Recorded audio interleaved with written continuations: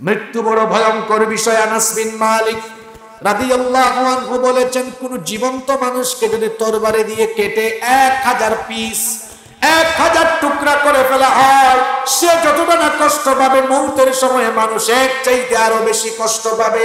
পাপী তাপী জাহান্নামী গাদ্দার কাফির মুশরিক মুনাফিক বেঈমান পাপী তাপী, এদের মৃত্যু হবে অত্যন্ত কষ্টের মৃত্যু, এদের মৃত্যু হবে ভয়ানক মৃত্যু। এদের মৃত্যুর সময় যখন আসবে, মালাকুল মউত জাহান্নামের কিছু আযাবের ফেরেশতা নিয়ে আসবে। জাহান্নামের সেই আযাবের ফেরেশতারা তারা জাহান্নামের দুর্গন্ধযুক্ত কাফন নিয়ে এসে ওই পাপী তাপী লোকটার চোখের সামনে বসবে। এরপরে ফায়াজি ও মালাকুল মউত, মালাকুল মউত এসে তার মাথার পাশে বসবেন, মাথার পাশে বসে থাকে বলবেন, ইয়া আইয়াতুহান নাফসুল খাবিথা উখরুজি ইলা সাখাতিম মিনাল্লাহি ওয়া গাদাব, হে অপবিত্র আত্মা, আল্লাহর সন্তুষ্টি আর আল্লাহর গজবের উদ্দেশ্যে বের হয়ে আসো। এই কথা বলে যখন মালাকুল মউত পাপী তাপী নাফরমান জাহান্নামী লোকদের রূহ কবজ করা আরম্ভ করবেন, ফাতাফাররাকা ফি জাসাদি, তার শরীরটা তখন চূর্ণ বিচূর্ণ হওয়া আরম্ভ হয়ে যাবে। এমন অবস্থা হবে, গোটা দুনিয়ার পাহাড়গুলো দিয়ে যদি ওই লোকটাকে চেপে রাখা হয়, এর চাইতে আরো বেশি কষ্ট যেন সে তখন অনুভব করবে। আল্লাহু আকবার।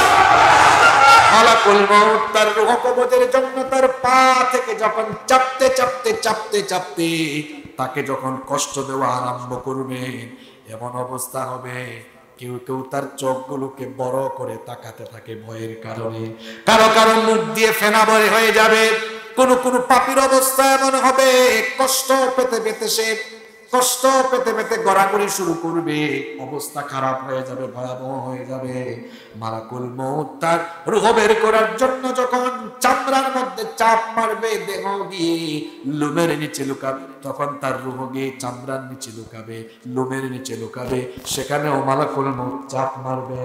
মালাকুল মউত এভাবে তাকে চাপতে চাপতে কষ্ট দিয়ে দিয়ে কষ্ট দিয়ে দিয়ে তার জানটাকে যখন একেবারে গলা পর্যন্ত নিয়ে আসবে, আল্লাহ বলেছেন, ফালাউলা ইযা বালাগাতিল হুলকুম ওয়া আনতুম হিনা ইদিন তানদুরুন, যখন প্রাণ একেবারে গলা পর্যন্ত চলে আসে, তখন তোমরা অসহায়ের মতো তাকিয়ে থাকো, মনে করো ওই মৃত্যুযাত্রী লোকটার সবচাইতে কাছে তোমরা অবস্থান করো, কিন্তু না। আল্লাহ বলেছেন, ওয়া নাহনু আকরাবু ইলাইহি মিনকুম ওয়ালাকিন লা তুবসিরুন, আমি তোমাদের চাইতে ওই মৃত্যু পদযাত্রী লোকটার আরো বেশি নিকটে থাকি। আল্লাহু আকবার।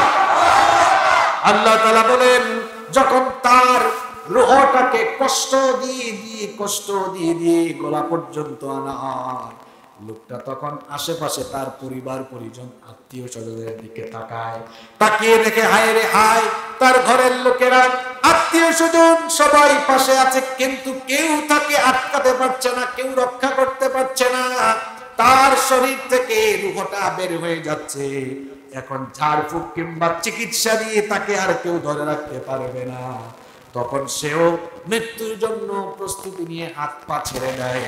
আল্লাহ তাআলা কোরআনুল কারীমের ৭৫ নম্বর সূরা সূরাতুল কিয়ামা এর ২৬ নম্বর আয়াত থেকে বলছেন, কাল্লা ইযা বালাগাতিত তারাকিয়া ওয়া কিলা মান রাকিব ওয়া যান্না আন্নাহুল ফিরাক। আল্লাহ বলছেন, কখনো নয়, যখন তার প্রাণ বের হওয়ার উপক্রম হয়ে যায়, তখন তাকে বলা হয়, দেখ তুই এখন দুনিয়া থেকে চলে যাচ্ছিস, ঝাড়ফুঁক করার মতো কেউ নাই। তখন সে লোকটা বুঝে ফেলে এখন আমার চলে যাওয়ার সময়, তখন সে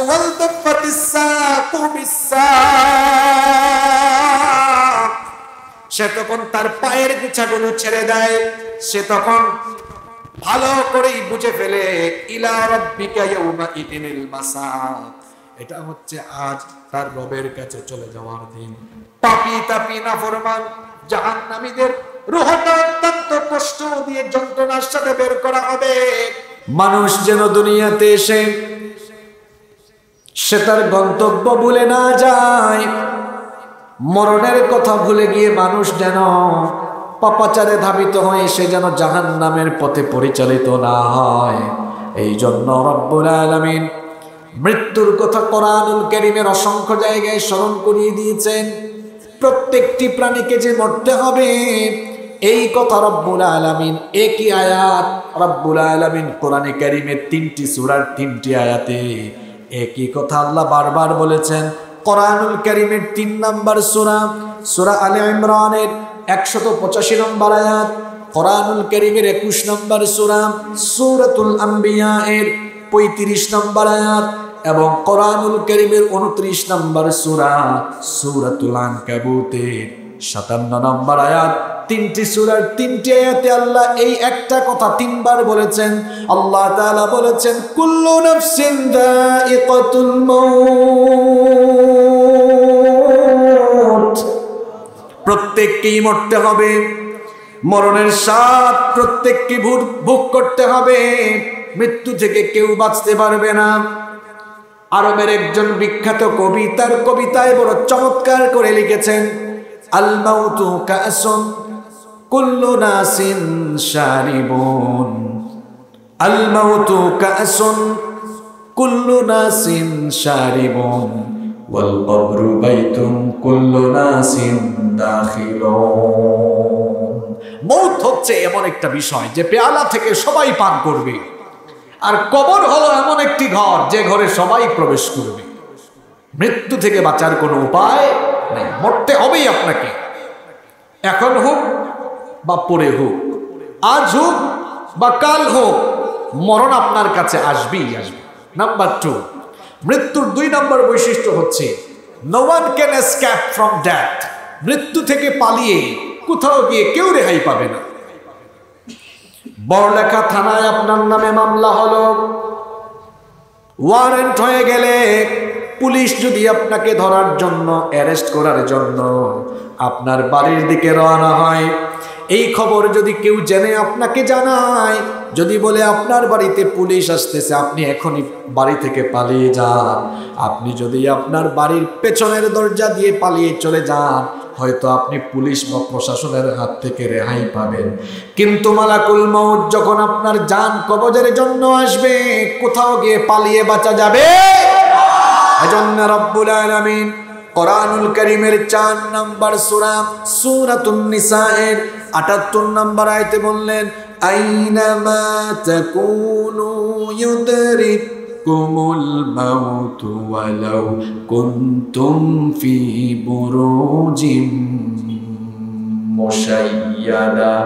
যেখানেই থাকো না কেন, মৃত্যু থেকে বাঁচার জন্য উঁচু কোনো টিলায় গিয়েও যদি তুমি অবস্থান নাও, তাও তুমি বাঁচতে পারবা না। রব্বুল আলামিন কোরআনুল কারীমের 62 নম্বর সূরা সূরাতুল জুমুআ এর 8 নম্বর আয়াতে বললেন, কুল ইন্নাল মাউতাল্লাযী তাফিরুনা মিনহু ফাইন্নাহু মুলাকীকুম সুম্মা তুরাদ্দুনা ইলা আলিমিল গায়বি ওয়াশ শাহাদাতি ফায়ুনাব্বিউকুম বিমা কুনতুম তা'মালুন। আরবের একজন কবিতায় খুব চমৎকার 2টা লাইন লিখেছেন। ওই লাইনগুলো এই আয়াতের ভাবানুবাদ হয়ে গিয়েছে, কাব্যানুবাদ হয়ে গিয়েছে। তিনি লিখেছেন, ওয়ামান হাবা আসবাবাল মানায়া ইয়ানাল্লাহু, ওয়ামান হাবা আসবাবাল মানায়া ইয়ানাল্লাহু, ওয়া ইয়ুরকা আসবাবাস সামাআ বিসুল্লামি। মরণ থেকে পালাও তুমি, সেই মরণ তোমায় লইবে গিরি, যদিও সুদূর আকাশ পানে লুকাও সেথায় লাগিয়ে সিঁড়ি। এই মৃত্যু থেকে বাঁচতে পারবেন না, যেখানেই যাবেন ওখানে আপনাকে মউত এসে ধরবে। ছোট্ট একটা ঘটনা আমার মনে পড়ে গেল, খুব খেয়াল করে শুনেন। সুলাইমান আলাইহিস সালামের সময়ের ঘটনা। সুলাইমান নবীর নাম আপনারা জানেন কিনা? কিতা মুকুট ডিফা লাগে গেল মাথায় না গেল। সুলাইমান আলাইহিস সালাম তিনি এমন একজন নবী ছিলেন, মাত্র 13 বছর বয়সে তিনি সিংহাসনে আরোহণ করেছিলেন। তিনি তার বাবা দাউদ আলাইহিস সালামের রেখে যাওয়া সিংহাসনে 13 বছর বয়সে আরোহণ করেছিলেন। তিনি মানুষ শাসন করেছেন, জিনদেরকে শাসন করেছেন। আল্লাহ তাকে এমন মুআজিজা দিয়েছিলেন, পশু পাখির ভাষা বুঝতেন। বাতাসকে আল্লাহ তাআলা তার আদেশের অনুগত করে দিয়েছিলেন, বাতাস তার হুকুম মানত। সুলাইমান নবীর সময়ের ছোট্ট একটা ঘটনা বলছি।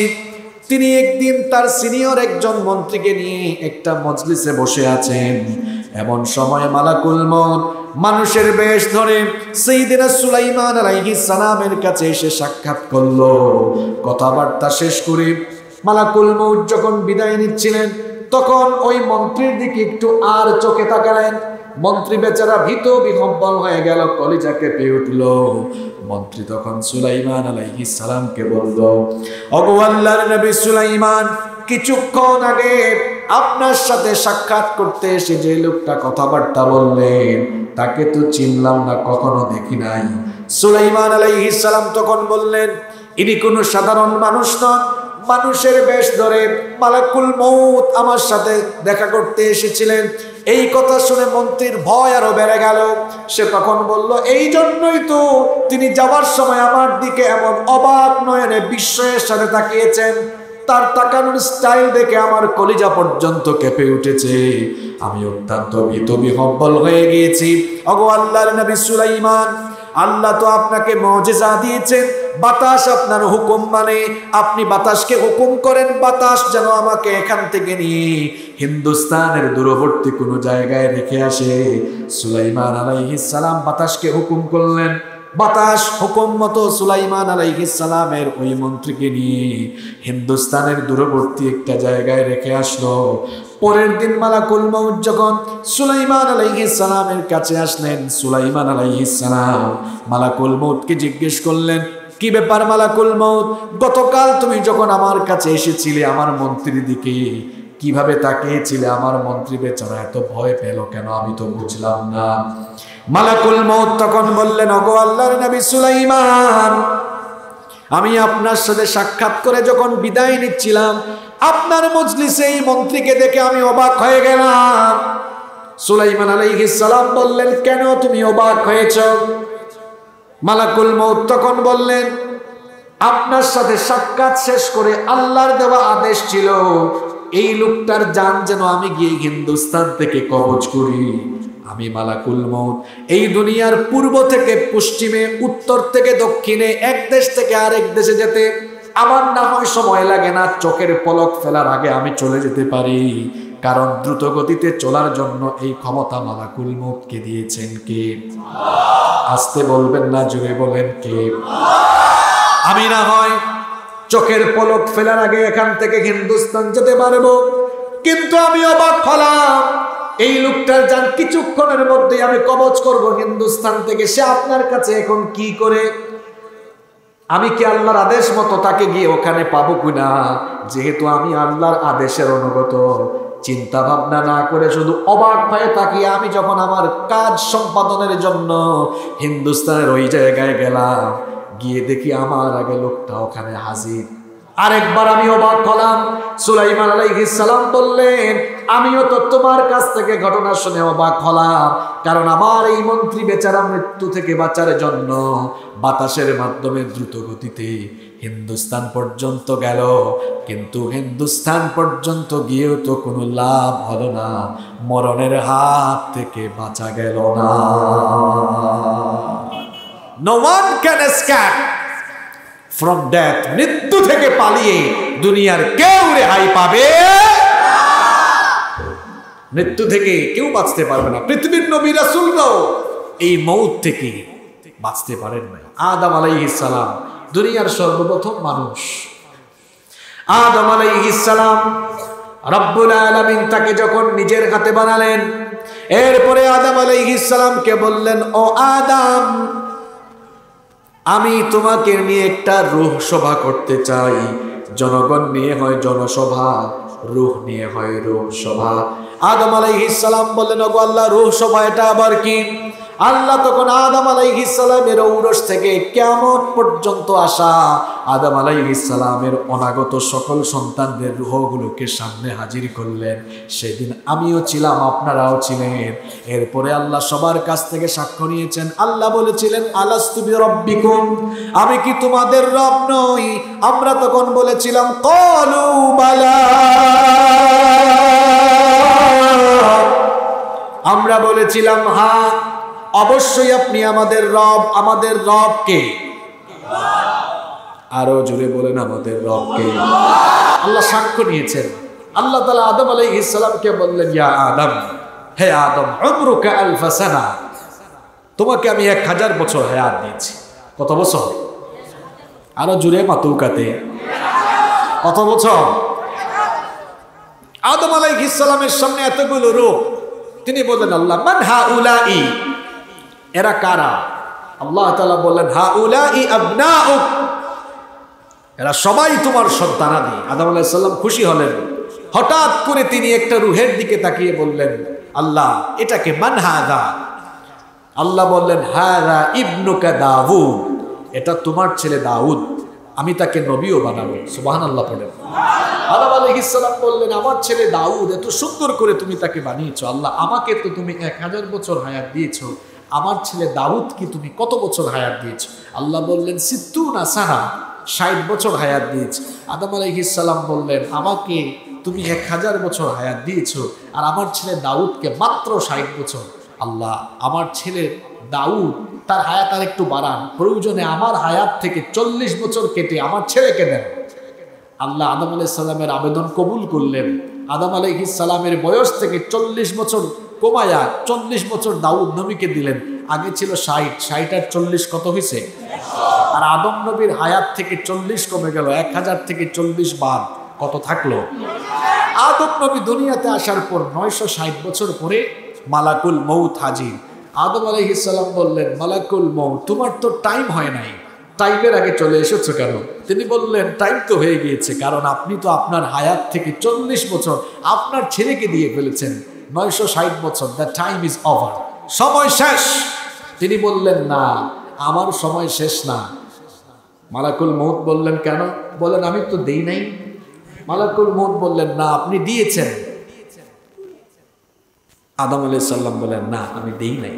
নাসিয়া আদম ফানাসিয়া বানু, আদম আলাইহিস সালাম ভুলে গিয়েছেন, দিয়েছেন, ঘটনা ভুলে গিয়েছেন। এজন্য আদম আলাইহিস সালামের সন্তানরাও মাঝে মাঝে ভুলে যায়। ভুলে যাওয়া স্বভাব আমাদের মধ্যে আছে। যেমন 4-5 দিন আগে এক জায়গায় গিয়েছিলাম, মনে নাই, আমরা বলি, না, আমি তো ওখানে যাইনি। আমরা অনেক সময় খেয়েছি, তাও বলি খাই নাই। অনেক সময় আমরা কোনো জিনিস পকেটে নিয়েছি, ঘরে ফোন করে বলি, না, আনি নাই। কি বলেন, এরকম হয় কি হয় না? ভুলে যাওয়া স্বভাব আমাদের মধ্যে আছে না নাই? দুজন বিবাদে লিপ্ত হলেন। শেষ পর্যন্ত আল্লাহ তাআলা মালাকুল মউতকে বললেন, ফিরে আসো। এখন থেকে সংরক্ষণের পদ্ধতি, লিখে রাখার পদ্ধতি, সাক্ষ্য গ্রহণের পদ্ধতি চালু হলো। আমার আদম দিয়েছে, ভুলে গিয়েছে, বাদ দাও, আরো 40 বছর দাও। 1000 বছরই পেয়েছেন, কিন্তু বলেন তো 1000 বছর পরে পৃথিবীতে থাকতে পেরেছেন? জোরে বলেন। তাহলে এই ঘটনাগুলো থেকে কি বুঝলাম? পৃথিবীর পয়গাম্বরেরাও মরণের হাত থেকে রেহাই পান নাই, আমিও পাবো না, আপনিও পাবেন না। মরণের এই থাবা থেকে কেউ রেহাই পাবে না। মৃত্যুর 3 নাম্বার বৈশিষ্ট্য হচ্ছে, মৃত্যুর থাবা যখনই আসবে আপনাকে সব ছেড়ে দিতে হবে। দেখুন, ইব্রাহিম আলাইহিস সালাম, মুসা আলাইহিস সালাম, তিনি খুব গরম নবী ছিলেন। কত গরম! ফেরাউনের বংশের একজনকে একটা থাপ্পড় লাগাইয়া দুনিয়া থেকে বিদায় করে দিয়েছেন। আল্লাহু আকবার। তো বুখারী শরীফে হাদিস এসেছে, মালাকুল মউত যখন মুসা নবীর কাছে আসলেন, মুসা নবী বললেন, কি ব্যাপার, কেন এসেছো? মালাকুল মউত তখন বললেন, কেন এসেছি জানেন না? আমি এসেছি আপনার জান কবজ করতে। তিনি বললেন, তাই? তা আসো, কাছে আসো। ফালাম্মা জাআহু সাক্কাহু, যখন কাছে এসেছেন একদম চোখের উপরে থাপ্পড় লাগিয়েছেন। মালাকুল মউত এক থাপ্পড় রেখে আল্লাহর কাছে গিয়ে বলল, আরসালতানি ইলা আব্দিল্লাহ ইউরিদুল মাউত, আল্লাহ এমন একজনের কাছে আপনি পাঠিয়েছেন উনি তো মৃত্যু চান না, মনে হয় মরতে চান না, গিয়েছিলাম ওনার জান কবজ করতে, উল্টা আরো আমারে মায়ের আরম্ভ করে দিয়েছে। আল্লাহ বললেন যাও আমার নবী মুসার কাছে যাও, গিয়ে বলো তিনি যদি আরো হায়াত চান একটা ষাঁড়ের পিঠের উপরে তিনি যেন হাত রাখেন, তিনি তার হাত দিয়ে যতগুলো লোম ঢাকতে পারবেন প্রত্যেকটা লোমের বিনিময়ে আমি তাকে 1 বছর করে হায়াত বাড়িয়ে দিব। মুসা নবী বুদ্ধিমান, তিনিও বললেন মালাকুল মউত ওই হায়াত যখন ফুরিয়ে যাবে তখন কি হবে? মালাকুল মউত বললেন তখন আপনাকে মরতে হবে, মরণ থেকে রেহাই পাওয়া যাবে। মুসা নবী তখন বললেন যেহেতু মরতেই হবে দেরি করবো আর কেন, আমার জান কবজ করো, আমি আমার মালিকের সাথে দিদার লাভ করতে চাই। সুবহানাল্লাহ। তাহলে বোঝা গেল এই মরণের থাবা থেকে নবীরাও রেহাই পান নাই, আমরাও রেহাই পাবো। মৃত্যুর 4 নম্বর বৈশিষ্ট্য হলো the time of death is determined by Almighty Allah and it doesn't come with anyone permission. মৃত্যু এর সময়টা নির্ধারিত, কখন আপনি মারা যাবেন এটা কেবলমাত্র একজন জানেন, তিনি কে? আপনি ভাবছেন আমি সুস্থ মানুষ, আজকে আমি মরবো না, আজকে রাতে বেঁচে থাকবো। ইমাম শাফিঈ রাহিমাহুল্লাহ এর একটা কবিতা আমার মনে পড়ে গেল, তিনি একটা কবিতা লিখেছেন কাম মিন সাহিহিন মাতা গায়রি ইল্লা, জগতের কত মানুষ আছে তাকায় দেখো তোমরা যারা হঠাৎ করে কারণ ছাড়া রোগবালাই ছাড়া হঠাৎ মারা গিয়েছে। এরকম হঠাৎ মৃত্যু আমাদের সমাজে মাঝে মাঝে হয় কি হয় না?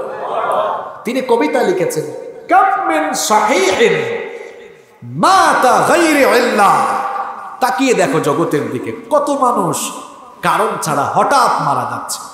আবার তিনি বলছেন আবার দেখো কত মানুষ অসুস্থ, সবাই ভাবছে যে কোনো সময় মারা যাবে, তাও লোকটা দীর্ঘদিন ধরে আল্লাহর রহমতে বেঁচে আছে। সুবহানাল্লাহ। মরণের সময় আমরা কেউ জানি না, কে কখন মারা যাব আমরা জানি না। মরণের সময় যদি আমরা সবাই জেনে ফেলতাম তাহলে মরার আগের দিন পর্যন্ত আমরা গুনাহ করে যেতাম, আর মরার আগের দিন তওবা করে আমরা সবাই ভালো হয়ে যেতাম। এই জন্য মরণের সময়টাকে আল্লাহ গোপন রেখেছেন। কেন গোপন রেখেছেন? যাতে আমরা মরণের কথা স্মরণ রেখে আমরা যেন নেক আমল করতে পারি। আর আমাদেরকে সৃষ্টির উদ্দেশ্যই হলো আল্লাহর পরীক্ষা করা, যাতে আমরা নেক আমলের প্রতি ধাবিত হই। এজন্য আল্লাহ তাআলা বলেছেন الذي خلق الموت والحياة ليبلوكم أيكم أحسن عملا, তোমাদের মরণ আর জীবন আমি দিয়েছি জন্ম মৃত্যুর মাঝখানের এই সময়টা পরীক্ষা করার জন্য। আমি দেখতে চাই কে নেক আমলে তোমাদের মধ্যে বেশি এগিয়ে যায়। মৃত্যুর সময় আমরা কেউ জানি না। দেখেন গত সপ্তাহে তুরস্কে একটা ভয়াবহ ভূমিকম্প হয়েছে। রাতের বেলা মানুষ ঘুমিয়েছে, ছাত্ররা হয়তো এই চিন্তা করে ঘুমিয়েছে সকালবেলা উঠে আমি কলেজে যাব, ইউনিভার্সিটিতে যাব। যারা চাকরি করে এই চিন্তা করে ঘুমিয়েছে সকালবেলা ঘুম থেকে উঠে আমি আমার কাজে যাব। কিন্তু ভোর রাতে ঘুমের মধ্যে বিল্ডিং গুলোকে দশায়া দিয়া মরণ দিয়ে দিয়েছেন কে? আরো জোরে বলেন কে? এই যে আমরা এশার নামাজ না পড়ে অনেকে ঘুমায়া যায়, বাইরে এটাই হতে পারে আপনার জীবনের শেষ ঘুম। ঘুমিয়েছেন খাটে, চোখ বন্ধ করবেন, খাটে চোখ খুলে দেখবেন কবরে এরকম হতে পারে কি পারে না? কারণ আমরা আমাদের মরণের খবর জানি না। এজন্য রব্বুল আলামিন বলেছেন ওয়ালিকুল্লি উম্মাতিন আজাল ফাইযা জাআ আজালুহুম লা ইস্তাখিরুনা সাআতান ওয়া লা ইস্তাকদিমুন। প্রত্যেকের জন্যই টাইম ফিক্সড করা আছে। ওই টাইম যখন শেষ হয়ে যাবে, মরণের সময় আসলে আর বিলম্ব করা হবে। এই জন্য মরণের কথা মাথায় রাখতে হবে। আপনারা ভাবতে পারেন আমাদের এই মাহফিলে আজকে কেন হুজুর মৌতের বিষয় নিয়ে কথা বলছেন? তার কারণ হলো মৌতের কথা মাথায় থাকলে মানুষ গুনাহ থেকে বেঁচে থাকতে পারবে। মৌতের কথা মাথায় থাকলে কোনো যুবক রাতের বেলা এশার নামাজ কাজা করে ঘুমাবে না, কারণ এটাই তো তার জীবনের শেষ ঘুম হয়ে যেতে পারে কি পারে না? মৌতের কথা কারো স্মরণ থাকলে ফজরের নামাজে ঘুমিয়ে থাকবে না, নামাজে চলে যাবে। কেমনে আপনি নামাজ না পড়ে ফজরে ঘুমায়া থাকেন? জোহরের আগে আপনার জানাজা রেডি হওয়ার সম্ভাবনা আছে না নাই? কেমন করে ঘুমাও তুমি, কেমন করে ঘুমাও তুমি, ফজর করে কাজা এমন তো হতে পারে জোহরে জানাজা। বালা সুস্থ মানুষ এখন আগর রাইত তাই ভাবছেন বাদর রাইত ফজরের ভিতরে থাকবা, আজকে রাইত অনুভবে ওয়াজন রাম মনে হয় কেউ থাকতে পারে, আগামীকাল রাইত টাইম খবরও বাসিন বসতে হবে। ঠিক আছে কথা? মৃত্যুর খবর আমরা কেউ জানি। নাম্বার 5, মৃত্যুর 5 নম্বর বৈশিষ্ট্য হলো the place of death is determined by almighty Allah. মৃত্যুর স্থান কোন জায়গায় আপনার মৃত্যু হবে এটা আপনি জানেন না, একজন জানেন, তিনি কে? রব্বুল আলামিন কোরআনুল কারীমের 31 নম্বর সূরা সূরা লুকমানের 34 নম্বর আয়াতের শেষাংশে বললেন, ওয়ামা তাদরি নাফসুম বিআইয়ি আরদিন তামুত ইন্নাল্লাহা আলীমুন খাবীর। আল্লাহ বলছেন কেউ জানে না সে কোন জমিনে মারা যাবে। আপনার বাড়ি হলো শিমুলিয়া গ্রামে, মৃত্যু হতে পারে দক্ষিণ ভাগে, মৃত্যু হতে পারে বড়লেখার চত্বরে, মৃত্যু হতে পারে হসপিটালে, মৃত্যু হতে পারে ঢাকায়, এমনও হতে পারে আপনার মৌত যদি সিলেটের উসমানী মেডিকেলে লেখা থাকে এমন একটা রোগ হবে, ঘরের সবাই তখন অ্যাম্বুলেন্সে আপনাকে নিয়ে উসমানী মেডিকেলে যাবে, ওখানে যাওয়ার পরে আপনি শেষ। আবার এমনও হতে পারে আপনার মৃত্যু হবে বিয়ানী বাজারে, তখন দেখা যাবে সিলেট যাওয়ার পরে বিয়ানী বাজারের ওই জায়গায় মৃত্যু আপনার হয়ে যাবে। মরণ কোথায় হবে আমরা জানি না, একজন জানেন, তিনি কে? এই জন্য আল্লাহর কাছে সবসময় একটা দোয়া করবেন, ওগো আল্লাহ পবিত্র স্থানে পবিত্র অবস্থায় আমার মৃত্যু দিও, অপবিত্র অবস্থায় আজে বাজে জায়গায় আজে বাজে অবস্থায় আমার মৌত দিও না, কারণ শেষ ভালো যার সব ভালো তার। নবীজি বলেছেন ইউবাসু কুল্লু আবদিন আলা মা মাতা আলাইহি, মানুষ যে অবস্থায় মারা যাবে ওই অবস্থায় তাকে হাসরের মাঠে যিনি তুলবেন তিনি কে? ওই যে জোয়ান ভাই তোমরা মুচ্চা ফানি না লইয়া ঘুমাই যাও না ফাঁক, ওই দেখো কাশ তখন আশির কথা কইছে, এই যে নাফাক ঘুমাই যায় চিন্তা করে না এই নাফাক অবস্থায় তার মৌত হইতে পারে। এই হাদিসটা ঠান্ডা মাথায় বাবুর কাছে, এই যে নাফাক অবস্থায় মোল্লা পিতা হইব আপনার অবস্থা। নাফাক যেগুলো থাকে এগুলোর লোকে ফেরেশতা থাকে না শয়তান থাকে? চিন্তা করুক কাছে। আর অঙ্কুর যুবক পায়নি, তার যৌবন নাই, যৌবন জার্গি খেনে জার্গি, ওই যে নাফাক পেশাব করলো উঠি গেল, পেশাবর 2-3 ফুটা তার ফ্যানটু আমরা লঙ্গির মাঝে লাগিয়ে গেছি। এখন এই পেশাব এক সাইড বারবার তার গুপ্তাঙ্গ বা লজ্জাস্থানের লগে লাগে, এতে করে তার যৌবন ক্ষয় লয় হে জানিও না। পবিত্রতা আল্লাহর তাআলার প্রত্যেকটা হুকুম আহকাম আর নবীর প্রতিটা সুন্নত মানার ভিতরে মানুষের কল্যাণ আছে না নাই? অপবিত্র থাকবা না। কিছু মানুষের হয় পয়সা বায়ুক কারণ নামাজের টাইম হয়েছে, হয় লঙ্গি ঠিক নাই, লঙ্গি যদি ঠিক নাই আপনি ফিনজন দিতে পারলেন কেন? ঠিক থাকে না কেন? আমার মুখও কিন্তু কোনো ইয়ে নাই, কথা বাঁধে না, আমি যেটা কই দেয় চাই কই দেয়। একদিন খর আমি কইলাম পয়সা বায়ুক কা নমাজ, আমার কয় যাও কি আমার কাপড় ঠিক নাই, কইলাম যে কাপড় ঠিক নাই এই কাপড় ফিনবার অদরকার নাই, কুল্লা ভালো কাপড় ঠিক থাকতে পারবে। একজন মুমিন সবসময় স্মার্ট থাকবে, পরিষ্কার পরিচ্ছন্ন পবিত্র কাপড় পরবে, নিজের শরীরটা নাপাক বানাইতো না। আমার ভাই হল যুবক তরুণ ভাই হল পেশাব হইরা পবিত্র না হইলে কবর ভয়ঙ্কর আযাবের সম্মুখীন হবে।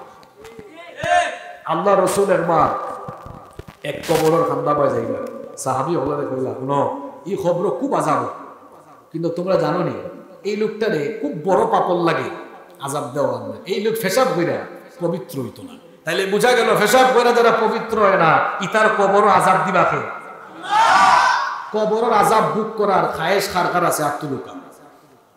মাশাআল্লাহ। কবরের আযাব অত্যন্ত ভয়ঙ্কর। কবরের আযাব থেকে বাঁচার লাগে সব সময় আমরা পবিত্র থাকতাম পারবো তো? আরো জোরে হোকা। তাইলে মৃত্যুর স্থানটাও নির্ধারিত। মৃত্যুর 6 নম্বর বৈশিষ্ট্য হলো Almighty Allah creates the need at the place of death. মৃত্যুর স্থানে আল্লাহ একটা প্রয়োজন সৃষ্টি করে দেন। যে জায়গায় আপনি মারা যাবেন ওই জায়গায় আল্লাহ আপনার একটা প্রয়োজন সৃষ্টি করে দেবেন। যেমন সুনানে তিরমিজির ভেতরে হাদিস বর্ণিত হয়েছে, নবীজি বলেছেন, ইদা কাদাল্লাহু লিআবদিন আইয়ামুতা বিআরদিন জাআলা লাহু ইলাইহা হাজা। যে জায়গায় মানুষের মৃত্যু ওই জায়গায় আল্লাহ মানুষের একটা প্রয়োজন সৃষ্টি করে দিবে। মনে করেন আপনি বড়লেখার বাসিন্দা, কিন্তু আপনার মৃত্যু হবে মৌলভীবাজারে। মৃত্যুর সময় মৌলভীবাজারে একটা কাজ পড়ে যাবে, ওই কাজে আপনি ওখানে যাবেন, ওখানেই আপনার ডেথ, মৃত্যু। তাহলে মৃত্যু যেখানে হবে সেখানে আল্লাহ প্রয়োজন সৃষ্টি করে দিবেন। এরপরে 7 নাম্বার হলো মৃত্যুর যে ফয়সালা, মৃত্যুর ফয়সালা যার তরফ থেকে আসে তিনি কে? আল্লাহ তাআলা বলেছেন, ওয়া আন্নাহু হুয়া আমাতা ওয়া আহইয়া। তিনি জন্ম দেন, তিনি মৃত্যু দেন, জন্ম মৃত্যুর মালিক হলেন তিনি। এজন্য ঈমানদাররা মৃত্যুকে ভয় করে না, তারা ভয় করে একজনকে, তিনি কে? এর জন্য ঈমানদারদেরকে মৃত্যুর হুমকি দেওয়া হলে তারা ভয় পায় না, কারণ তারা জানে আমার জন্য মৌতের ফয়সালা আল্লাহর তরফ থেকে নির্ধারিত না হলে পৃথিবীর কোনো জালিম আমাকে মারতে পারবে না। এজন্য আমাদের পূর্বপুরুষরা তারা এমন ঈমান লালন করতেন, তারা ঈমান আনার কারণে জালিমরা যখন তাদেরকে ধরে যখন মাথার উপরে করাত রেখে বলতো এখনো সময় আছে, হয় ঈমান ছাড়ো নইলে জীবনের মায়া ছাড়ো। কাউকে উত্তপ্ত গরম পানি কিংবা তেলের পাতিল, উত্তপ্ত তেলের সামনে নিয়ে বলা হয়েছে, দেখো জ্বলন্ত কয়লা, দেখো উত্তপ্ত পানির তলায় ফেলে দেওয়া হবে, এখনো সময় আছে, তুমি হয় ঈমান ছাড়ো নইলে জীবনের মায়া ছাড়ো। যারা ঈমানদার তারা মৃত্যুকে ভয় না করে, তখন তারা বলেছে জালিমের গোষ্ঠী পিটাতে মারতে আমাদের কাছ থেকে তোরা আমাদের জীবন কেড়ে নিতে পারবি, কিন্তু আমাদের কাছ থেকে ঈমানের দৌলত কেড়ে নিতে পারবি না। আমরাও যদি আমাদের মধ্যে এমন ঈমান লালন করে আমরা যদি কোরআনের রাজ কায়েমের জন্য আগাতে পারি, তাহলে জালেমদের কলিজা ভীত প্রকম্পিত হয়ে যাবে, আর আমরাও শাহাদাতের মর্যাদা পেয়ে আমরাও জীবন দিতে শহীদদের রক্তের বিনিময়ে আমরা কোরআনের রাজ, কোরআনের শাসন পেয়ে যাবো ইনশাআল্লাহ।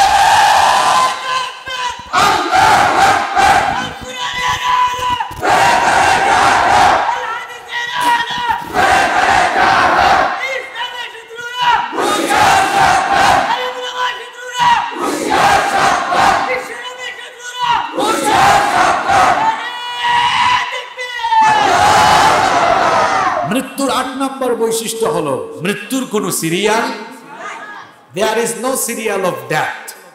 মৃত্যুর কোনো সিরিয়াল ঘটনা এটা নাই যে আমরা 4 ভাই, আমি 4 নম্বরে মরবো, আমার আগে আমার 3 ভাই মরবো, এর বাদে আমি। মাঝে এমনও আমরা দেখি 4 ভাই 4 নম্বর আগে মরে গেছে। যেমন আমার বাপ চাচা 4 জন, আমার ছোট চাচা সবার আগে মারা গেছে। ইলা হয় না ফোকাস হয়। মৃত্যুর কোন সিরিয়াল নাই। পৃথিবীতে আসার জন্য সিরিয়াল আছে, কিন্তু যাওয়ার জন্য সিরিয়াল নাই। মাঝে সমাজে আমরা এমনও দেখি ছেলের লাশ বাবা কবরে শোয়ায়, কিংবা নাতির লাশ দাদা কবরে নামায়। এই হলো মৃত্যুর মোট কয়টা বৈশিষ্ট্য বললাম? 8টা। আপনারা শুনছেন তো মন দিয়ে? এখন আর জায়গা মতো যাই। আপনার মনোযোগ আছে না গেছে কি? কষ্ট নেই আপনারা, শেষ করে দিতাম না, আরো কত কইতাম। মৃত্যু এটা বড় ভয়ঙ্কর বিষয়। মৃত্যুর মধ্যে পেইন আছে, মৃত্যুর মধ্যে যন্ত্রণা আছে।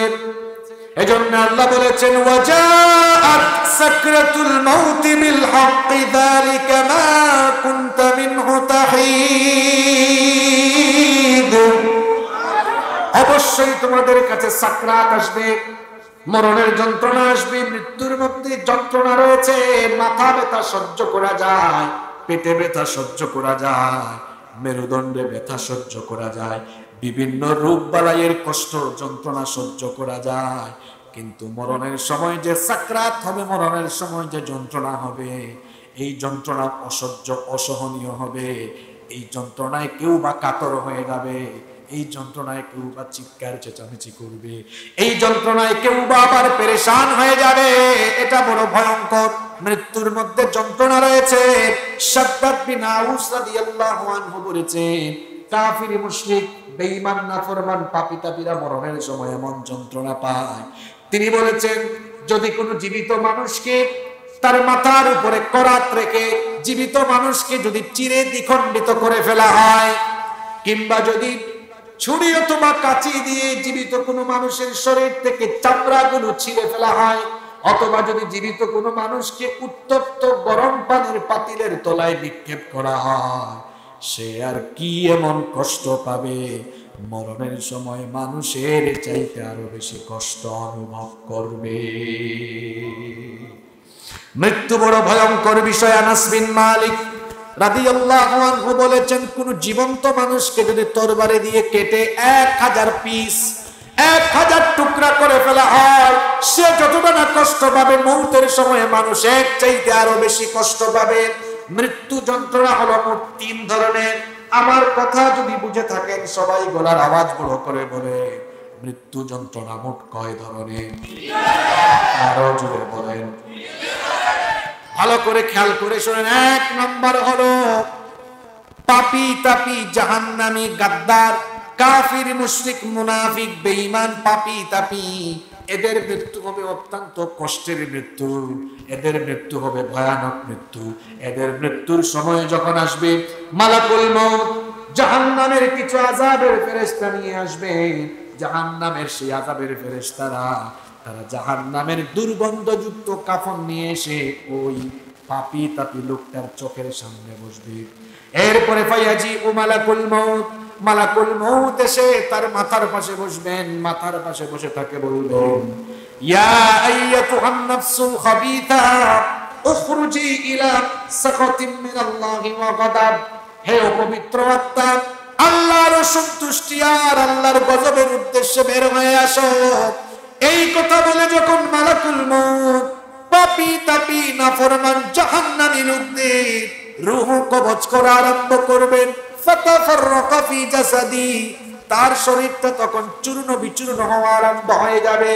এমন অবস্থা হবে, গোটা দুনিয়ার পাহাড়গুলো দিয়ে যদি ওই লোকটাকে চেপে রাখা হয়, এর চাইতে আরো বেশি কষ্ট যেন সে তখন অনুভব করবে। আল্লাহু আকবার। মালাকুল মউত তার রূহ কবজের জন্য তার পা থেকে যখন চাপতে চাপতে চাপতে চাপতে তাকে যখন কষ্ট দেওয়া আরম্ভ করবে, এমন অবস্থা হবে কেউ কেউ তার চোখগুলোকে বড় করে তাকাতে থাকে ভয়ের কারণে।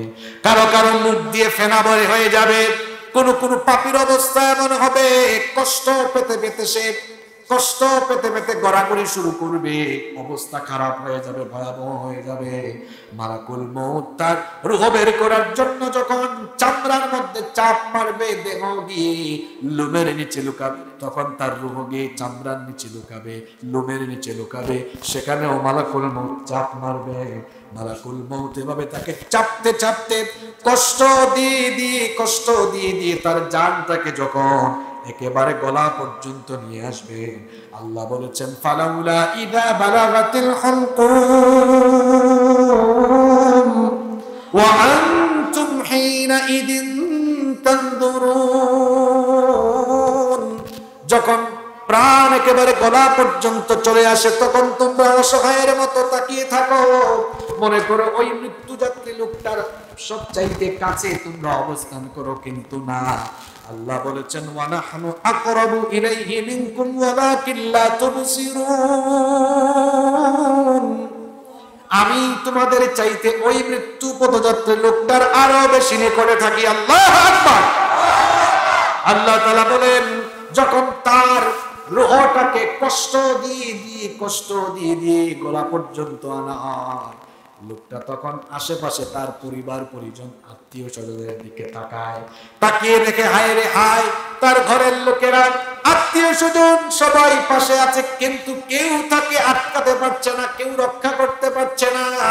তার শরীর থেকে রূহটা বের হয়ে যাচ্ছে। এখন ঝাড়ফুঁক কিংবা চিকিৎসা দিয়ে তাকে আর কেউ ধরে রাখতে পারবে না। তখন সেও মৃত্যুর জন্য প্রস্তুতি নিয়ে হাত পা ছেড়ে দেয়। আল্লাহ তাআলা কোরআনুল কারীমের ৭৫ নম্বর সূরা সূরাতুল কিয়ামা এর ২৬ নম্বর আয়াত থেকে বলছেন, কাল্লা ইযা বালাগাতিত তারাকিয়া ওয়া কিলা মান রাকিব ওয়া যান্না আন্নাহুল ফিরাক। আল্লাহ বলছেন কখনো নয়, যখন তার প্রাণ বের হওয়ার উপক্রম হয়ে যায় তখন তাকে বলা হয়, দেখ তুই এখন দুনিয়া থেকে চলে যাচ্ছিস, ঝাড়ফুঁক করার মতো কেউ নাই। তখন সে লোকটা বুঝে ফেলে এখন আমার চলে যাওয়ার সময়। তখন সে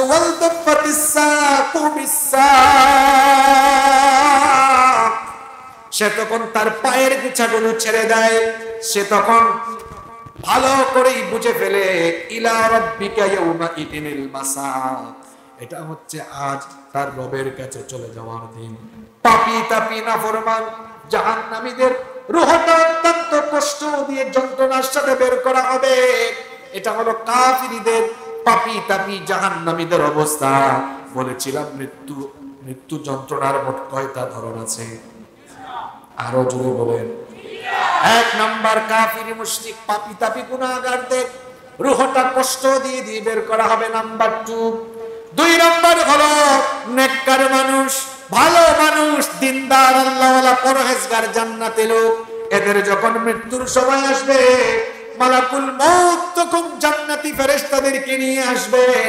জান্নাতি ফেরেশতারা জান্নাতের মেশকের সুগন্ধিযুক্ত কাফনের কাপড় নিয়ে তার কাছে আসবে।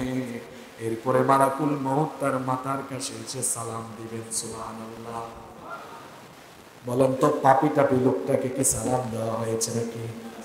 কিন্তু নেককারকে এসে সালাম দিবে। দেখুন আল্লাহ তাআলা কোরআনুল কারীমের ১৭ নম্বর সূরা সূরাতুন নাহলের ৩২ নম্বর আয়াতে বলছেন, আল্লাযীনা তাতাওয়াফফাহুমুল মালাইকাতু তাইয়্যিবিনা ইয়াকুলুনা সালামুন আলাইকুম উদখুলুল জান্নাতা বিমা কুনতুম তা'মালুন। আল্লাহ বলছেন ইমানদারদের মরণের সময় ফেরেশতা এসে বলে সালামুন আলাইকুম, তোমাদের উপরে সালাম, তোমাদের উপরে শান্তি। আল্লাহু আকবার। ফেরেশতা সালাম দেয়, সালাম দিয়ে তার রূহটা এবার কবজ করা আরম্ভ করে। রূহটা কত সহজভাবে কবজ করা আরম্ভ করে শুনেন। প্রথমে মালাকুল মউত এসে বলে আইয়ুহান নাফসুত তাইয়্যিবা, হে পবিত্র আত্মা, উখরুজি ইলা মাগফিরাতিন মিনাল্লাহি ওয়া রিদওয়ান, আল্লাহর ক্ষমা আর আল্লাহর সন্তুষ্টির উদ্দেশ্যে তুমি বের হয়ে আসো। এই কথা বলা মাত্র নবীজি হাদিসে বলেছেন তার জানটা এত সহজভাবে কবজ করা হবে। কলসির উদাহরণ নবীজি দিয়েছেন। কলসি থেকে পানি ঢাললে পানি যেমন খুব সহজভাবে পড়ে যায়, নবীজি বলেছেন লোকটার দেহ থেকে এমনি ফেরেশতা জানটা খুব সহজ করে বের করবে। সুবহানাল্লাহ। একটা অবুঝ শিশু, অবুঝ বাচ্চা, তার তো মুখে জবান, তার তো মুখে কোনো ভাষা নাই, কথা বলতে পারে না। অবুঝ শিশু যখন ক্ষুধা পায়, ক্ষুধার সময় সে চিৎকার করে কাঁদে। তার কান্না শুনে তার মা যখন তাকে বুকে নিয়ে দুধ পান করায়, ওই অবুঝ বাচ্চা, অবুঝ শিশু দুধ পান করে করে যেমন মায়ের কুলে আরাম করে ঘুমিয়ে যায়, ঠিক তেমনি জান্নাতি মানুষ, নেককার, দিনদার, নামাজি, আল্লাহওয়ালা, পরহেজগার মানুষের মৃত্যুর সময়ে ফেরেশতা তখন তার চোখের সামনে জান্নাতের চক্ষু জোড়ানো, নয়ন জোড়ানো জান্নাত তুলে ধরবে। তখন জান্নাতি লোকেরা জান্নাত দেখতে দেখতে আরাম করে তারা ঘুমায়া যাবে। আল্লাহ তাআলা এমন সুন্দর মৃত্যু আমাদেরকে নসিব করে দিও। আরো আসতে বলেন আমিন। এইভাবে করে নেককার, দিনদার, ইমানদার, ভালো মানুষগুলোর জান সহজ করে নেওয়া হবে, এরা কষ্ট কম পাবে। এটা হলো মৃত্যু যন্ত্রণার ২ নম্বর নমুনা। ৩ নম্বর হলো শহীদদের মৃত্যু নমুনা, যারা শহীদ হয় আল্লাহর জন্য, আল্লাহর রাস্তায় যারা জীবন বিলিয়ে দেয়। দেখা যায় যারা আল্লাহর দ্বীনের পক্ষে কথা বলে, আল্লাহর দ্বীনের পক্ষে কাজ করে, নবীজির যুগে তো কত সাহাবীদের গলা কেটে ফেলা হয়েছে, কত সাহাবীকে, হামজা রাদিয়াল্লাহু আনহুকে কি নির্মমভাবে শহীদ করা হয়েছে আপনারা জানেন। শহীদ করার পরেও তার বুকটা চিরে কলিজাটা পর্যন্ত বের করা হয়েছে।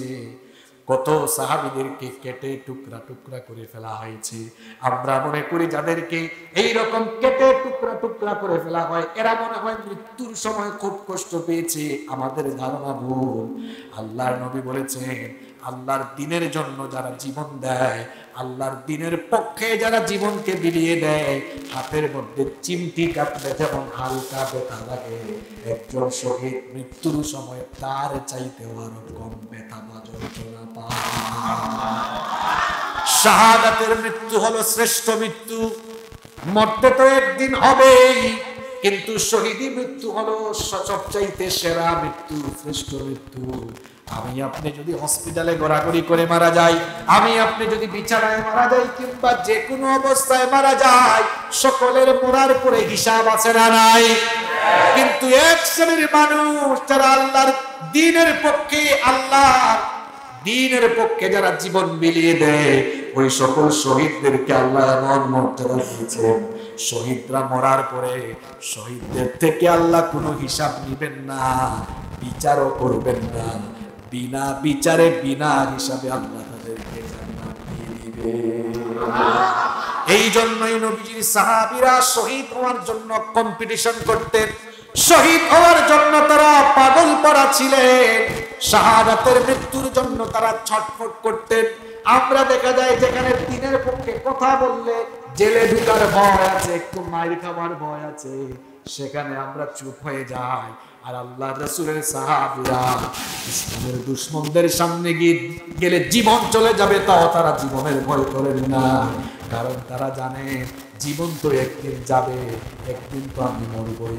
কিন্তু যদি আল্লাহর দ্বীনের পক্ষ, আল্লাহর দ্বীনের পক্ষে থেকে আমি মরতে পারি, এই জীবনটাই হলো সফল জীবন, ঠিক কিনা? কারণ এমন মরণের পরে কোনো হিসাব নাই, কোনো বিচার নাই। এই জন্য দেখা যেত যে কোনো জিহাদে, যে কোনো যুদ্ধে সাহাবীরা শহীদ হওয়ার জন্য তারা কম্পিটিশন শুরু করতেন, প্রতিযোগিতা আরম্ভ করে দিতেন। বদরের যুদ্ধের ঘটনা আমার মনে পড়ে গেল, আপনার আর খারাপ লাগে না? বদরের যুদ্ধ ইসলামের প্রথম এবং কঠিন যুদ্ধ। 313 জন মুসলমান আর 1000-এর মতো কাফের। কাফেরদের কাছে অস্ত্র শস্ত্র, রণাঙ্গনে তারা অস্ত্রে শস্ত্রে সজ্জিত, মুসলমানদের কাছে ভালো কোনো অস্ত্র শস্ত্র নাই। নবীজি যখন বদরের ময়দানে 313 জন সাহাবী নিয়ে গেলেন, নবীজি চিন্তায় পড়ে গেলেন, পেরেশানিতে পড়ে গেলেন।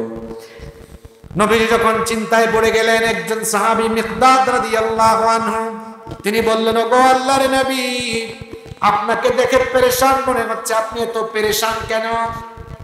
নবীজি বললেন, হ্যাঁ পেরেশানি তো হওয়ার কথা, কারণ আজকে যে যুদ্ধের মধ্যে এসেছি, নিজেদের লোক, এই যে আজকে আমরা যুদ্ধের ময়দানে যারা মুখামুখি, দেখা যাচ্ছে অবস্থা এমন ছিল, ছেলে ইসলাম কবুল করেছে কিন্তু বাপ করে নাই, ভাতিজা করেছে চাচা করে নাই, তাহলে চাচা ভাতিজা মুখামুখি, বাপ বেটা মুখামুখি। এখন যুদ্ধটা হচ্ছে সম্পদের জন্য নয়, টাকার জন্য নয়, যুদ্ধ হচ্ছে আল্লাহর জন্য, রাসূলের জন্য, আল্লাহর দ্বীনের জন্য।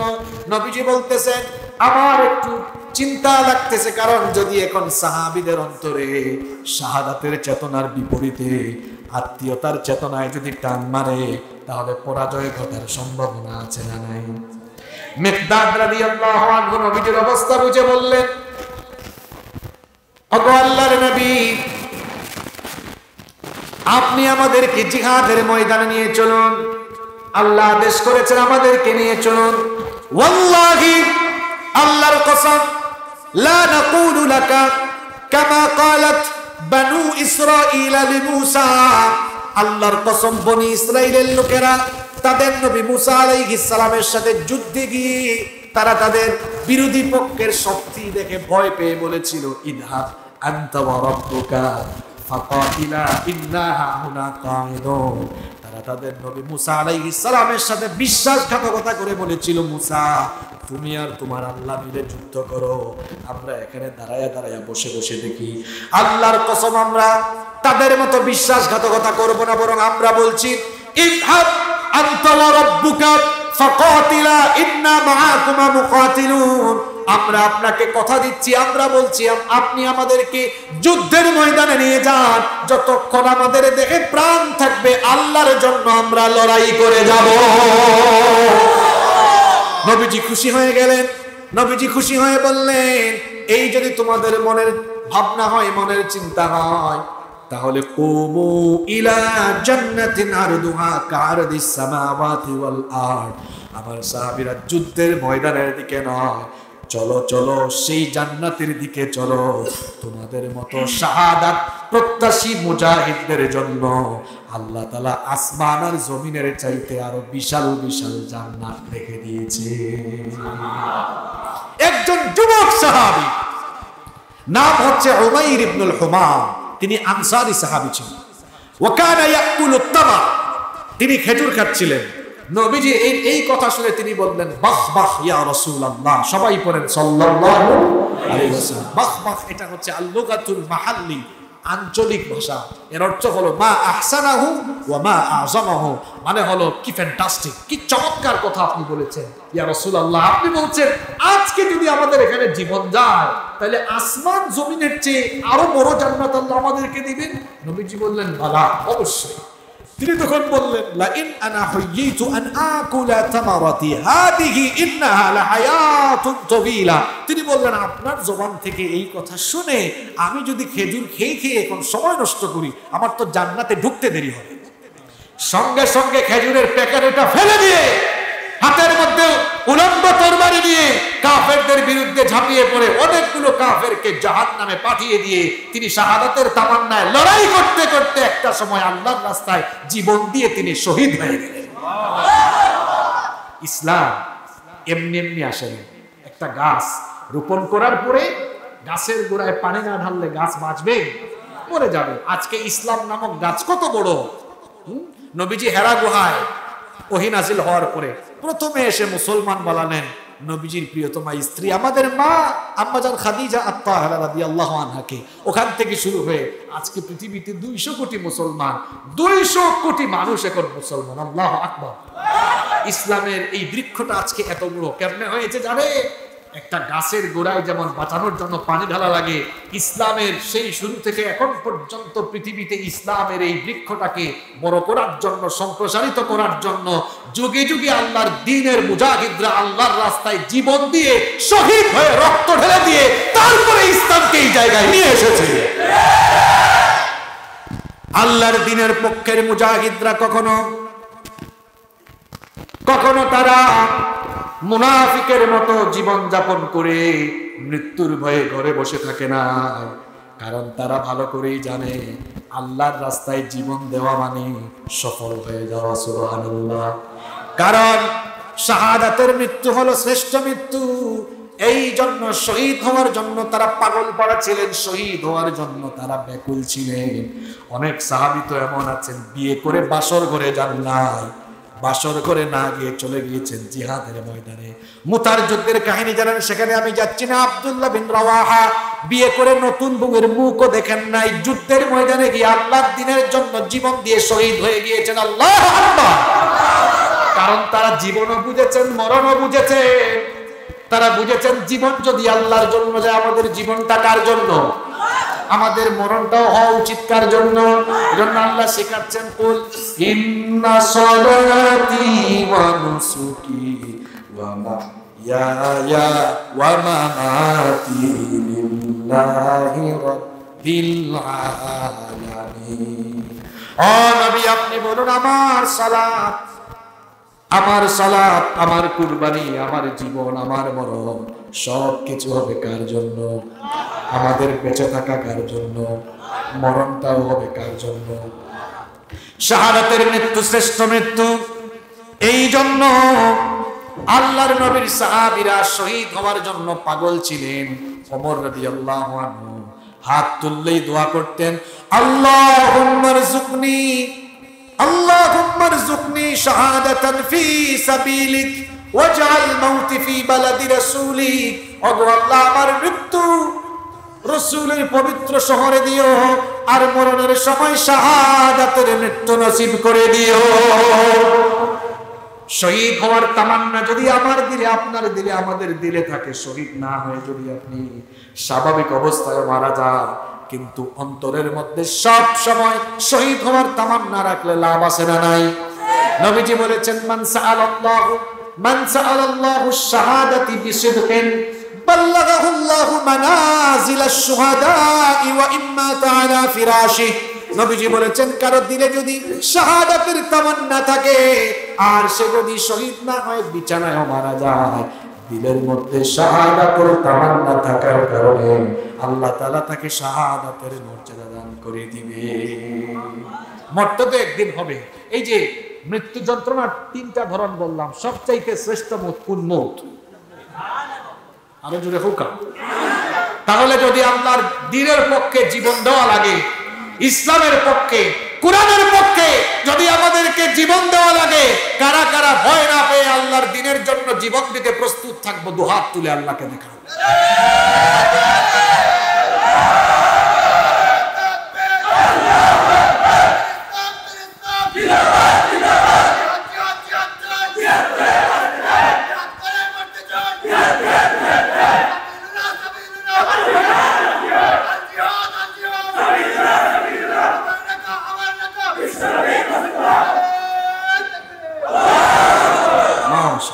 আমার ভাই সুন্দর স্লোগান দিচ্ছেন, সাবিলুনা সাবিলুন আল জিহাদ। তো খেলখু আছে জিহাদ ও আচ্ছা জঙ্গি ব্যাককলর ব্যাককল, জঙ্গিবাদ আর জিহাদ কিনা এক জিনিস নেই। জিহাদ করা ফরজ, জঙ্গিবাদী কাম করা হারাম, সন্ত্রাসী কাম করা হারাম, জিহাদ করা কিনা। ওলা যদি আমরা সাহসী ভূমিকায় বাংলাদেশের সব মুসলমান হল, আমরা যদি সব সময় এইভাবে শাহাদাতর তামান্না নাই আল্লাহর দ্বীনের পক্ষে থাকতাম পারি, তে বান্দরের গরুর বান্দর হলে কোন সময় নাস্তিকতাবাদ চর্চা করাইতে পারতাম। ইসলামের দুশ্মন হলে ইসলাম বিরোধী কাজ করার কোনো সাহস হইতাম না। এটা আলেম উলামা হলার হাত করা আর ভাও ডান্ডা দিয়ে লাগাইতে পারতাম না। ঠিক তো কইছো, হুজুর কোন মাহফিল হইয়া ঠিক ঠিক করেন, হুজুর এখন বিপদ করে আল্লাহ আর আপনারা পাওয়া যায় আসন তো ঠিক আছে, কিন্তু ঠিকঠাক মতো থাকলে তো সের ক্ষমতা আছে না হুজুর হল এত হাত করা লাগে, ঠিক আছে নি কথা? তবে এর লাগে আপনার হুজুর হল আগে খাওয়া দরকার। আমরা হুজুর হল তো খোঁজ মারামারি খেলাটেলি আছে নি নাই? তুমি আলিয়া ফুলতলি শুনবো নাই, হক হয় আমি গরম শুননি, আরেক হয় আমি ঠান্ডা শুননি, হয় আমি গরমও নাই ঠান্ডাও নাই, হালকার মাঝে ঝাপসা শুননি। ফাটাফাটি করো, সামনে আরো কত বিপদ যাইব। আমরা কোন সময় আলিয়ার আলেম কৌমির আলেমরে আলাদা করে দেখি না। আমরা মনে করি যারাও কোরআন হাদিস পড়ছে সবু আলেম, ঠিক আছে না কথা? কিন্তু এমন ফাট নয়, মনে করেন সকলটা আমরাও জানি আছে না। ইলা যে ব্যক্তি জ্ঞান অর্জন করে অহংকারী থাকলো, এর লেখান মূর্খ, এর লেখান বাপ মানুষ দুর্নীতার নাই। সবচেয়ে বড় মূর্খ হে যে জ্ঞান অর্জন করে তার জ্ঞানে তার বিনয়ী বানাইতে পারবে। জ্ঞান তো মানুষের বিনয়ী করে। যে ব্যক্তি জ্ঞান অর্জন করে দিয়া অহংকার করে, এই ইবলিসের আপন মা। আসলা কেন আপনারা? ইবলিসের জ্ঞান কম আছে, এর মাঝে তো অহংকার করছে। আল্লাহ খুঁজছেন আদমরে সেজদা দাও, হয় না আমি কেন ইত্তাম, আমি শ্রেষ্ঠ, আমি বেশি বুঝি। বেশি বুঝা কিতা হয়েছে? জান্নাত থাকি বার হয়েছে। ইতা বাদ দেউকা কবির আলেম হলে আলিয়ার আলেম হলে এরা কিতা, এরা আলিয়া খালিয়া, আর আলিয়ার তারা কবির আলেম দেখলেন এরা কিতা, ইতাও জানে তারা, এরা কিচ্ছু জানে না। ইতা ফাটাফাটি বন্ধ করুক, ইতা জিনিস পালা না, মানুষে বাদ ভাইব। ফাল্লার জ্বালা ব্যাং তুলা কঠিন, আলিম হল এক করা হয়ে গেছে এখন কঠিন খা ওলা ফাটাফাটি করারে ভাই, সামনে আরো কঠিন দিনা। অঙ্কু তো আত কর আর ভাও ডান্ডা বিলে, আর যারা মনে করে না আমরা কিন্তু হইতো নাই, সামনে আইবা না, সামনে বালা করে রুটি মানে ফেলাইয়া আগে বড়টারে ধরে বাদে হুরু হুরু তারে ধরে, ঠিক আছে না কথা?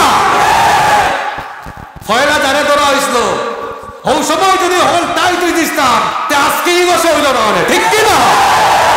মনে করছো ভালো হয়েছে, এই যাত্রাকে বাদে মাঠ খালি, মাঠ খালি, সামনে তো কিলা ফালাইয়া মারবা, এবার আপনার তার ভাইয়া আপনারা তো একটা সিঙ্গল দিলে এটা বাংলা সহজ, 100টা দিলে বাংলা পাতা নাই, কোথা নিয়ে আরম্ভ কিতা বুঝাইলাম? একটা একটা আটি কিতা কয় লাঠি বাঙ্গা কোটি এই সহজ। আপনি হুজুর আপনি হুজুর আপনি হুজুর আপনি হুজুর আমি হুজুর সব হুজুর ফাটাফাটি করে আলাদা। এক লাঠি জেলা বাঙ্গা সোজা হুজুর হুজুর আলাদা থাকলে ইসলাম বিরুদ্ধে হল লাভ। যারে যখন গর্ব মেরুদণ্ড ভাঙ্গা দেবে। আর 100 লাঠি যেমন আত থাকলে বাঙ্গা যেত না। আমরা হুজুর হুজুর ফাটাফাটি বন্ধ করে এক হয়ে গেলে সের বাফর ক্ষমতা নাই আলে বন্ধ আত করা লাগে। সরো ফাটাফাটি আরো সামনে বিপদ আরো আইব। এক সময় মনে করছিলাম আমরা বাঁচি যাবো, যারা মনে করছিলাম বাঁচি যাবো এখন হেরার উপরে উড়নি চলে। এখন যারা ভাবনা আমরা বাঁচি যাবো হেরার উপরে ভবিষ্যৎ আইব। আর যদি সকলে বুঝিলেন বাপরে বাপ সামনের দিন খারাপ আইও সকলে হয়ে যায়, তাইলে এখনো ঠিক হওয়ার সুযোগ আছে না নাই? আল্লাহ আলিম হলোর মন তাকি দিল তাকি সকলে ঈশা নিন্দা দূর করে দেওয়া। কেউ আগে মানুষের হেদায়ত, আগে হুজুর হলে হেদায়ত হতো। যে ফাটাফাটি ও আমি আমার কথা ভাই, আপনারা তো আমার এলাকার মানুষ।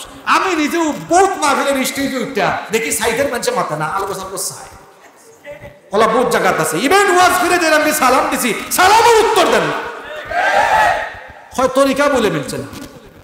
তুই আবার কয় যত কোন জাতরীয় হয়নি তরিকা। আমরা যারা মুসলমান আমরা তরিকা একটা, তরিকার নাম ইসলাম। তুই আবার আলাদা তরিকা হইতে গেল আইল। যে ইসলামের বিরুদ্ধে আলাদা তরিকা হারায় এ হইছে ইসলামের মধ্যে সবচেয়ে বড় ফিতনাবাজ। উম্মতের গলা আগুন লাগছে ভাললে পানি ডালো আর কেরাসিন দিল না। ঠিক আছে না কথা? আমার কথা বেজারে কিছু না আপনারা। আয় রে আয় ও ফাইটটি ওয়াজ করে একবার, ও ফাইটটি ওয়াজ করে আর একবার। গাঁয়ে গাঁয়ে লাগে গেছে বেড়া হয় আপনার হুজুর আনতে হইব, এরকম আপনার হুজুর আনতে হইব।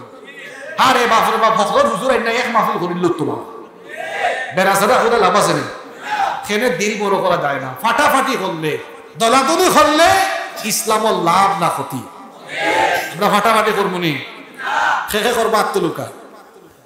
মাশাআল্লাহ এটা দেখলাম শ্রোতা একবারে অ্যাক্টিভ রিয়েল শ্রোতা। আলহামদুলিল্লাহ। তাইলে আল্লাহর কাছে আমরা সব সময় সুন্দর মৃত্যু চাওয়ার দরকার আছে না নাই? আল্লাহ আপনার সুন্দর মত নসিব করে দোকা। আজকে মৃত্যুর কথা কেন কইছি? এই মৃত্যু আপনার পিছে অনেকে কয় মৃত্যু সামনে না, কবর সামনে, মৃত্যু পিছনে বাইরে। মৃত্যু আর কবরের মাঝখানে উবাইয়া নমাজ ছাড়ার দরকার, সুদ খাওয়ার দরকার, ঘুষ খাওয়ার দরকার। এক কথায় সংক্ষেপে মাতি দিলে মৃত্যু আর কবরের মাঝখানে উবাইয়া, মৃত্যু পিছে কবর ওখান মনে রাখবা। হায় রে হায় আজকে ওয়াজও দিয়া শুনছি মৃত্যু পিছে কবর সামনে। মৃত্যু আর কবরের মাঝখানে তাই কেন নমাজ ছাড়তাম না, গুনার কাম করতাম না, জিনা করতাম না, কোন ধরনের অন্যায় অপকর্মর দ্বারে কাছে যেতাম না, এই ওয়াদা আমরা করতাম পারবো না। আল্লাহ আমরা তৌফিক দরকার।